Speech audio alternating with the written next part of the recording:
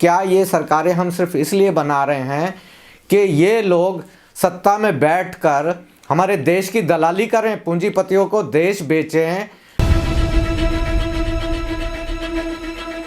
दोस्तों, आगे बढ़ने से पहले मैं सिर्फ आपसे एक सवाल करना चाहता हूँ।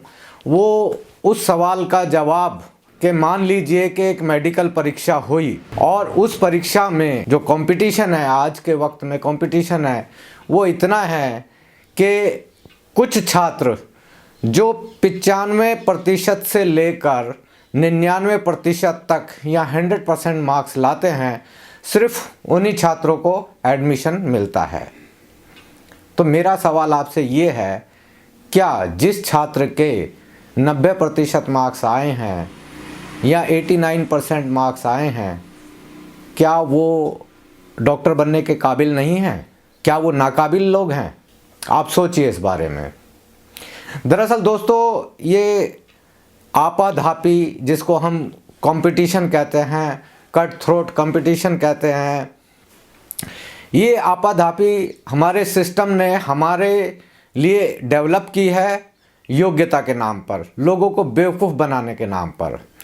और यही सब चीज़ें आज मैं आपको समझाने जा रहा हूँ, बताने जा रहा हूँ कि ये किस तरीके से हमारी शासन व्यवस्था, हमारे देश के जो मंत्री संतरी सरकारें हैं, लोगों को बेवकूफ़ बनाती हैं। अब आप देखिए कि सरकारों के पास में लोग शिक्षा नहीं दे सकते, ये सरकारें हमें शिक्षा नहीं दे पा रही हैं, तो क्या करते हैं कि प्राइवेट मेडिकल कॉलेज खोल दो, तो वहाँ जाकर पढ़ लो। ये हमें स्वास्थ्य नहीं दे पा रहे हैं, सरकारी अस्पताल डिस्पेंसरी नहीं बनवा पा रहे हैं, तो क्या कहते हैं, प्राइवेट हॉस्पिटल्स में जाओ, मेडिक्लेम या जो भी है आप वो करा लो और जाकर आप इलाज कराओ। ये लोग हमें नौकरी नहीं दे पा रहे हैं, नौकरी का वादा तो करते हैं लेकिन हमें नौकरी नहीं दे पा रहे हैं। तो ये सरकारें हम लोग बनाते क्यों हैं? मेरा एक सवाल हमेशा बार बार रहता है कि ये हम सरकारें बनाते क्यों हैं? क्या ये सरकारें हम सिर्फ इसलिए बना रहे हैं कि ये लोग सत्ता में बैठकर हमारे देश की दलाली करें, पूंजीपतियों को देश बेचें, विदेशों से सामान मंगाएं या राफेल मंगाएं या कुछ भी मंगाएं, उसकी दलाली खाएं? क्या ये सिर्फ दलाल हैं? ये सरकार है या दलाल है? ये आपको सोचना है दोस्तों। जो माननीय प्रधानमंत्री श्री नरेंद्र मोदी और भाजपा सरकार, जो कि आयुर्वेद को, आयुष को बढ़ावा देने के लिए बहुत ज़्यादा बातचीत करते आए कि ये कहने लगे हम भारतीय विरासत को आगे बढ़ाएंगे, भारतीय चिकित्सा पद्धति को आगे बढ़ाएंगे, भारतीय शिक्षा पद्धति को आगे बढ़ाएंगे, हमारा देश विश्व गुरु बनेगा। तो जान लीजिए साहब, अब आयुष यानी हमारे ये आयुर्वेदा, होम्योपैथी, नेचुरोपैथी, ये जितने भी हमारे जो ये चीज़ें हैं, इसके बारे में इसका एक छोटा सा आप हकीकत जान लीजिए। दोस्तों, इस सरकार के रहते रहते यानी इनके आने के बाद में भी, इससे पहले भी, हमारे देश में सिर्फ और सिर्फ 260 आयुष कॉलेजेस हैं। और इसमें सबसे बड़ी बात आपको ये जानकर बड़ी हैरानी होगी कि सिर्फ इन 260 कॉलेजेस में से 54 जो आयुष कॉलेज हैं वो सरकार चलाती है, बाकी सब प्राइवेट हैं। और इसमें से भी 54 हटाकर बाकी जितने भी प्राइवेट कॉलेजेस हैं, इनमें से बहुत सारे कॉलेजेस टेम्परेरी परमिशन पर चल रहे हैं, यानी उनकी मान्यता कभी भी रद्द की जा सकती है। जो छात्र वहाँ पढ़ रहे हैं उनका भविष्य कभी भी खतरे में पड़ सकता है। अब आइए हम चलते हैं जो एलोपैथिक मेडिकल कॉलेजेस हैं, जिसको हम नॉर्मल मेडिकल कॉलेजेस भी बोल देते हैं आम भाषा में, जिससे हम MBBS MD वगैरह सब करते हैं। आपको ये जानकर दोस्तों बड़ी हैरानी होगी कि हमारे देश में सिर्फ और सिर्फ आज की तारीख में 9.5 लाख डॉक्टर हैं और लगभग 17,000 लोगों पर एक डॉक्टर है। और इसके अलावा जितने भी जो मेडिकल कॉलेजेस हैं, उनकी हालत भी कोई छुपी नहीं है। अभी आपने देखा होगा कोरोना टाइम में, लॉकडाउन में, किस तरीके से डॉक्टर्स को मान सम्मान दिया जा रहा था, उनकी हौसला अफजाई के लिए, उनकी इज्जत अफजाई के लिए हेलीकॉप्टर से फूल बरसाए जा रहे थे।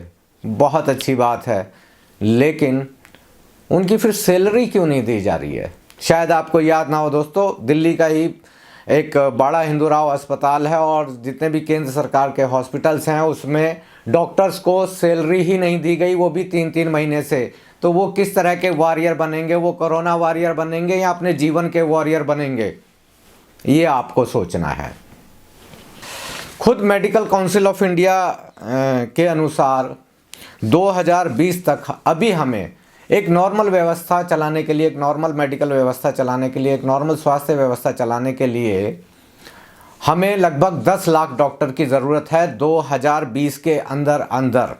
अभी आगे तो और स्थिति बढ़ेगी क्योंकि जनसंख्या बढ़ रही है और तरह तरह की बीमारियां आ रही हैं, उसमें स्पेशलिस्ट लोगों की ज़रूरत है, प्राइमरी डॉक्टर जो प्राइमरी हेल्थ केयर के डॉक्टर्स की ज़रूरत है, सबकी ज़रूरत है।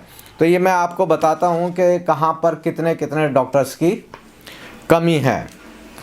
आज के हालात में लगभग 1.5 लाख डॉक्टर्स हमें प्राइमरी हेल्थ केयर में चाहिए, लगभग 1.25 लाख जो डॉक्टर्स हैं वो हमें डिविजनल हॉस्पिटल्स में चाहिए, 80,000 हमारे को जो डॉक्टर चाहिए वो कम्युनिटी हेल्थ सेंटर्स में चाहिए।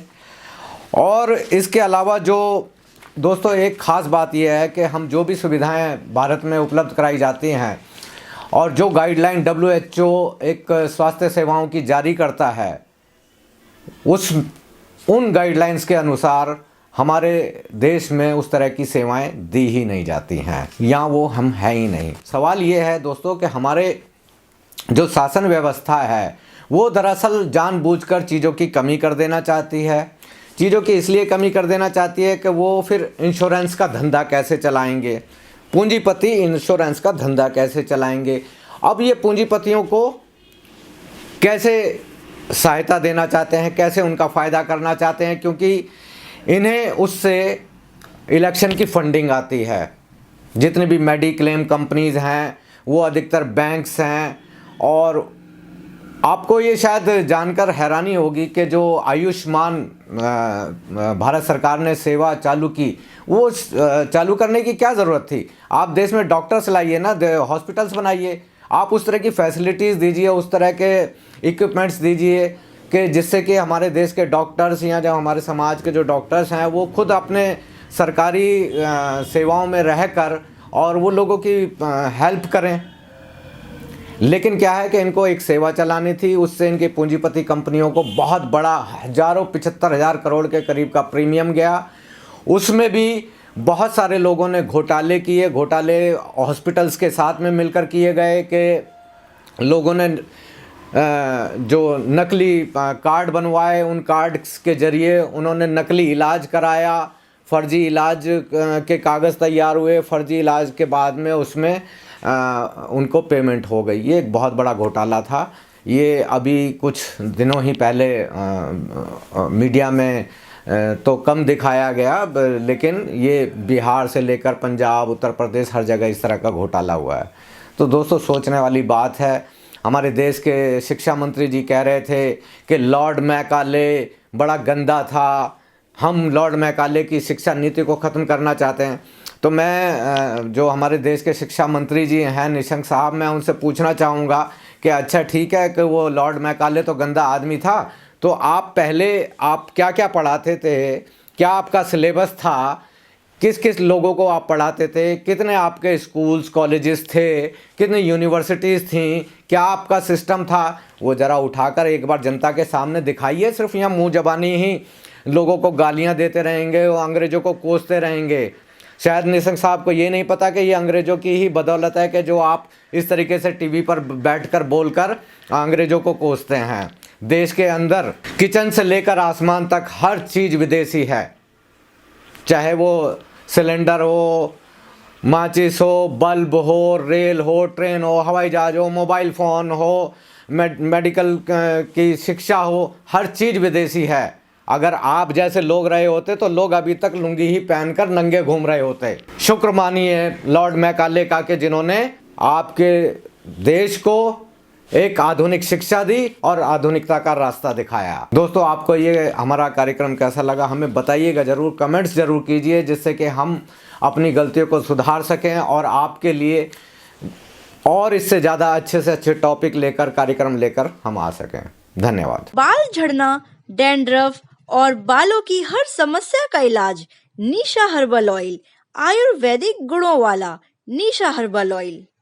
कोरोना के इस संकट काल में घर बैठे करें स्वरोजगार की पढ़ाई। मध्य प्रदेश का अटल बिहारी वाजपेयी हिंदी विश्वविद्यालय आपको बनाएगा आत्मनिर्भर। प्राथमिक चिकित्सा विशेषज्ञ डिप्लोमा करें और पाएं नौकरी, या शुरू करें अपने खुद का first aid centre. Gaupath smart memory ayurvedic syrup, जो आपकी याददाश्त को बढ़ाता है, दिमाग को तेज करने के साथ साथ पढ़ाई के वक्त आपकी एकाग्रता बढ़ाने के लिए क्लिनिकली टेस्टेड रामबाण सिरप है कि इसको ऑर्गेनिक जड़ी बूटियों से बनाया गया है, यानी इस्तेमाल की गई जड़ी बूटियों को जहरीले केमिकल वाले फर्टिलाइजर्स या खाद से तैयार नहीं किया गया, और ये पूर्ण रूप से आयुर्वेदिक है। My memory is smart memory. I am smart girl. Are you?